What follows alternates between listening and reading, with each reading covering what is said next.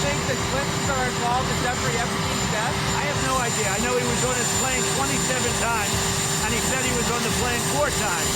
But when they checked the plane log, Bill Clinton, who is a very good friend of Epstein, he was on the plane about 27 or 28 times.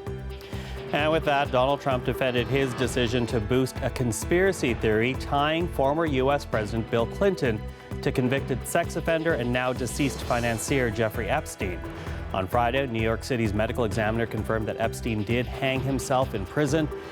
But the post, which Trump retweeted, suggested Bill and Hillary Clinton were responsible for his death. We have to say there is no evidence they were involved in any way. Well, with that, let's bring back the U.S. political panel in Washington. Linda Feldman from the Christian Science Monitor and Kaylee McGee from the Washington Examiner. So, Kaylee, I'm going to ask you to start us off here because, as we said, without evidence. But walk us through here the threads that have essentially helped create this conspiracy theory. Yeah, so obviously we do have photographic evidence that Bill Clinton was intimately involved with Jeffrey Epstein. Now, we don't know what the nature of that relationship is, and obviously a lot of people hoped that Epstein would have been able to elaborate on that, and obviously now he can't.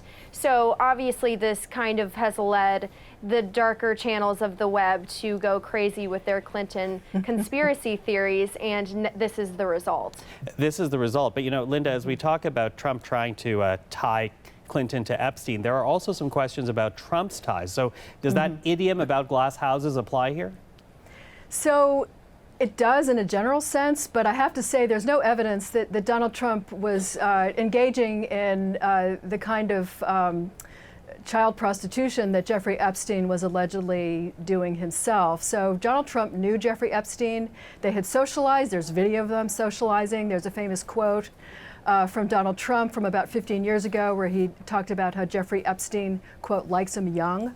Donald Trump has his own, faces his own allegations about involvement with women and sexual assault, but not underage women. So I think in this case, we have to be careful not to let all the conspiracies get too far out there, that there's no evidence that either Bill Clinton or Donald Trump engage in this kind of activity that Jeffrey Epstein apparently did. Yeah, absolutely no evidence, though interesting.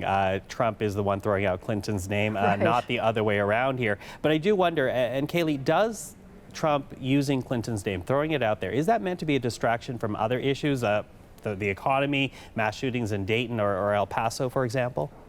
I don't think that there's a larger strategy at play here. Trump isn't a master chess player. Obviously, I don't think that he knows what's going on a lot at the time. And I do think that one of the reasons why this could help him and perhaps why he continues to float these conspiracy theories is because it portrays the Clintons in a damaging light.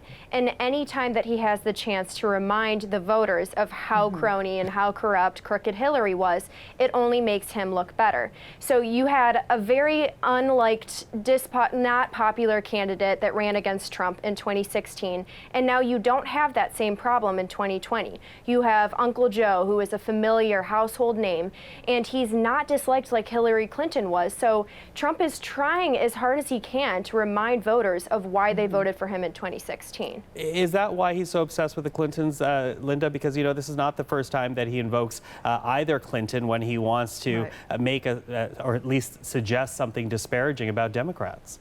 Right. He talks about Hillary Clinton all the time. I mean, at his rally in New Hampshire a few days ago, he was, again, going off on Hillary Clinton's 33,000 missing emails. I view this as the summer replacement series. This is Donald Trump vamping on stage before the cameras, before he knows who he will be facing in the presidential race next year. So it's kind of the warm-up act. But yes, he is trying to attach the negative impressions of Hillary to the current Democratic field, although I will point out that Hillary Clinton did get 3 million more votes than Donald Trump in the election in 2016. So she might not have been the most popular nominee, but she wasn't, they didn't exactly soundly reject her. Yeah, and to your point, basically keeping the base revved up until they actually know who their opponent will be. Who it's going to be.